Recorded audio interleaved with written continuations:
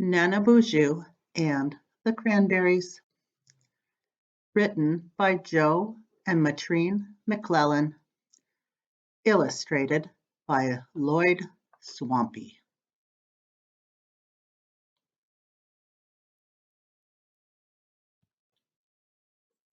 Nokomis came to my classroom today.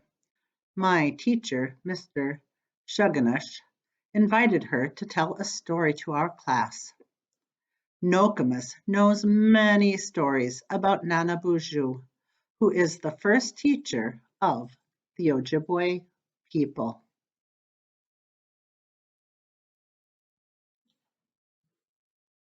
She and Nemishomis are always telling stories to my brother Billy and me.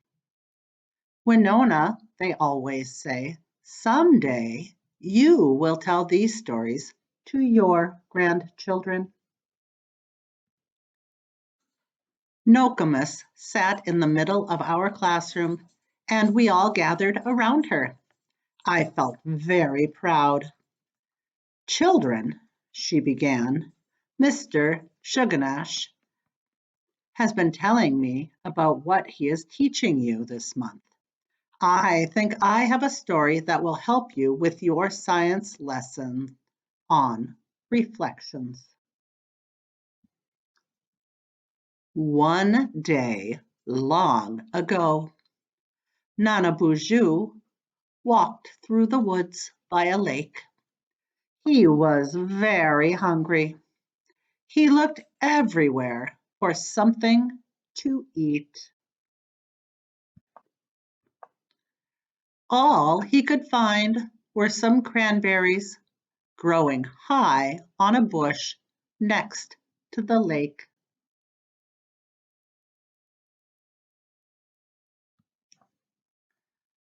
Nanabosho was so hungry that he ran right up to the bush and tried to pick the cranberries. Unfortunately, the cranberries were so high up that even when he stood on his tiptoes, he couldn't reach them.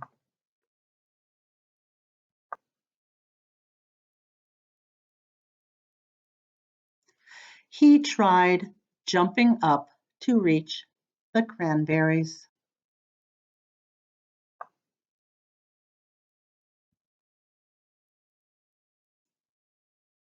He tried shaking the cranberry bush.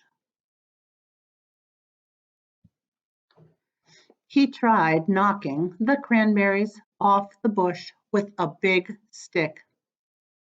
Nothing worked. He just couldn't reach the cranberries.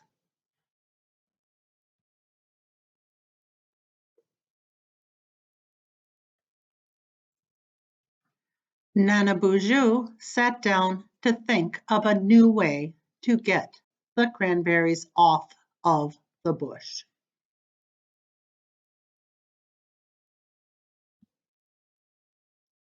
While he was sitting, he looked into the lake. Right below the surface of the lake, he saw a big cranberry bush with hundreds of large red cranberries.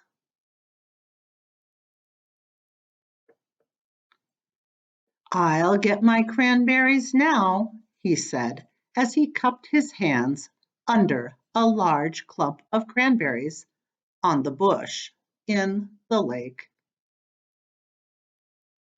Poor Nanabosho. When he pulled his hands up out of the water, the cranberries disappeared. He tried all day long, but the cranberries disappeared every time he tried to pick them out of the lake.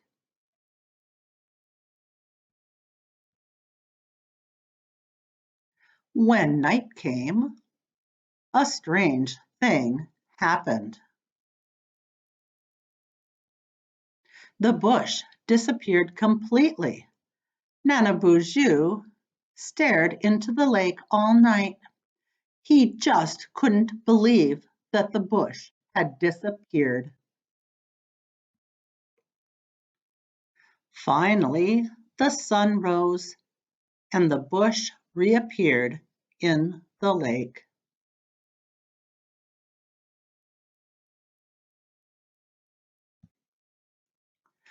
Nanabosho spent the rest of the morning trying to pick the cranberries off of the bush in the lake. But every time he took his hands out of the water, the cranberries disappeared. He soon reached too far for the berries and fell in.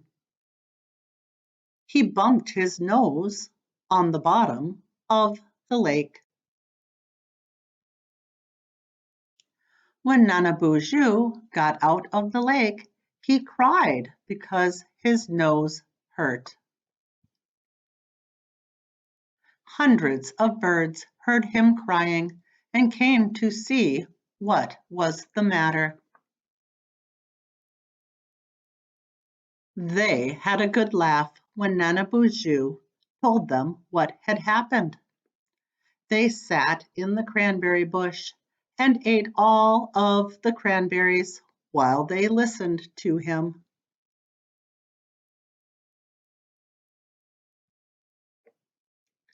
After the birds flew away, poor Nanabosho sat on the shore as hungry as ever, with a big, red, swollen nose.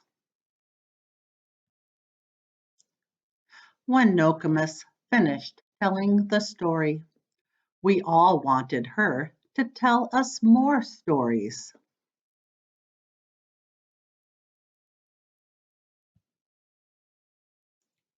Mit you.